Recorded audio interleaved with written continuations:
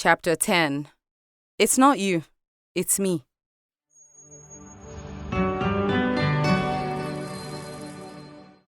It's not you, it's me.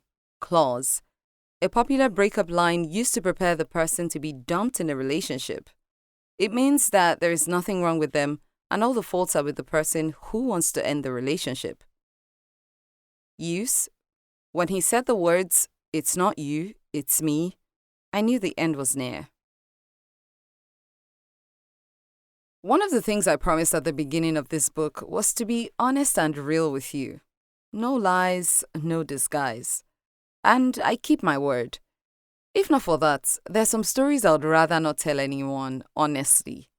I'll keep them to myself because they're so embarrassing, especially now when I look back.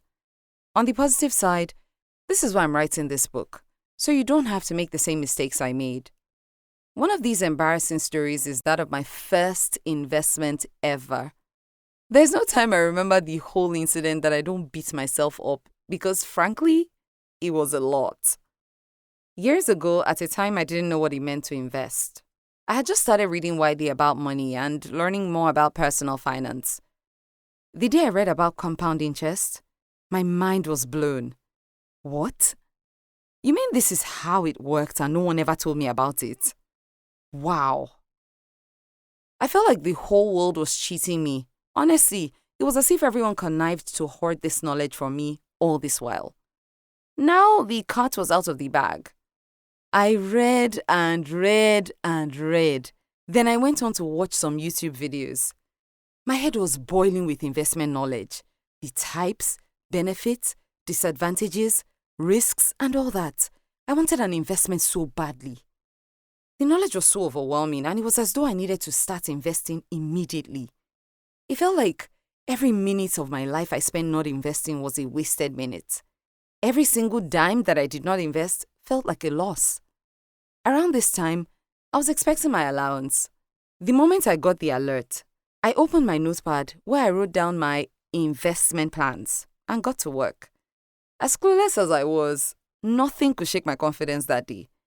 I invested 90% of the money in stocks, which are volatile and remarkably high risk, considering my lack of experience and knowledge at the time.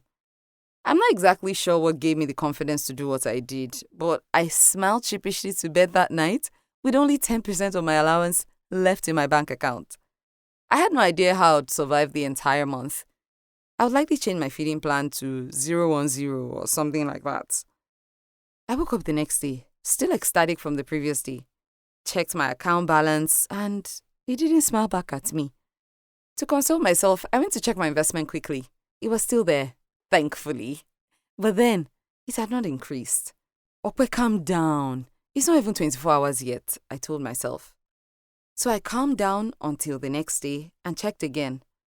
I did this the next day and the day after. I saw that my money had reduced. What could be happening to this investment thing? It kept going down in negligible amounts daily. By the time I checked the next few days, I could not recognize my money again. There was no way anyone could tell me what I was seeing there was my money. I knew how much I invested.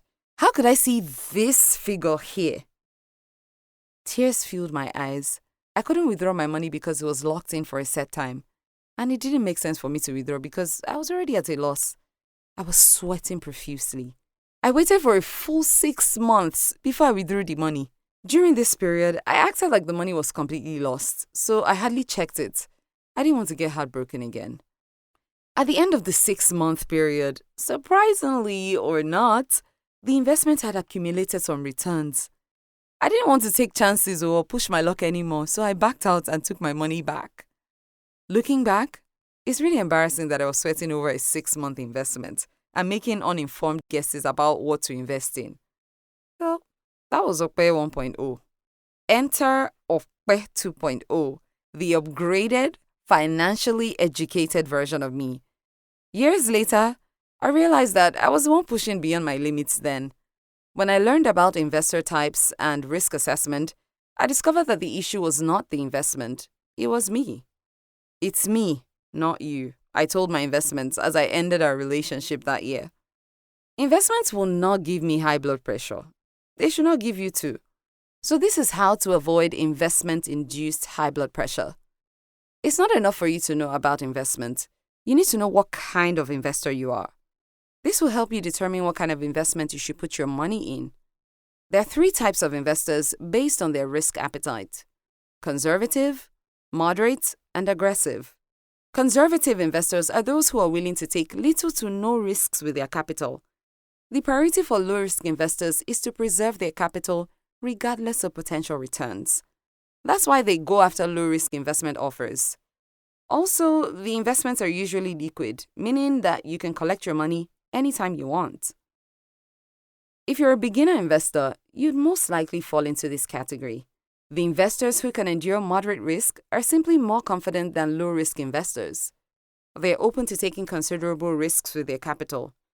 However, they are also careful to ensure that while their capital may be affected, it does not result in very high losses. Medium-risk investments like balanced mutual funds and dollar funds are invested in a mix of high-risk and low-risk financial instruments like stocks, bonds, and treasury bills, money markets. This helps to balance the high risk with some low risk ones, reducing the chances of losing capital, unlike the high risk investments. Finally, we have aggressive investors. They are high risk takers and are willing to part with their capital, should it get to that. They're not in a hurry to cash out their investment. They're not like Okpe 1.0, always checking for updates, always ready to take out their investment at the slightest glitch. These ones don't just enter the investment pool with their legs. They throw their whole bodies into it, conscious of the fact that they may sink, but they have a good swim anyway. Sometimes they not only swim, they also win medals for it. With high-risk investments, you can lose the invested capital if the investment expectations are not met. Usually, these investments are like equity mutual funds that are invested in stocks of selected companies. We have a couple of them on the Cowrywise app, and they're managed by fund managers licensed by the SEC. Back then, I wondered why anyone would want to do high risk when they could play it safe. Well, with investment, the higher your risk, the higher your chance of more returns over time. All's fair in love and war, right? If you're wondering which category you likely fall into, you don't have to do all the brain work. Cowrywise has a risk assessment tool that has been saving lives since the 19th century. The tool allows you to know what type of investor you are at every point in time. Once you take this quiz, you'll be classified as either a conservative, moderate, or aggressive investor. To make it even more convenient for you, different mutual funds that match your risk profile are automatically recommended, and you can begin investing immediately. Honestly, this is the best way to avoid stories that touch, or "it was me, not you" stories. Don't set yourself up for avoidable problems and sleepless nights. The tool also helps me upgrade from Okpe 1.0 to Okpe 2.0. I now know my boundaries and invest according to my energy and with peace of mind. Take a risk assessment test to know your appetite. Don't bite off more than you can chew. Love, Okpe.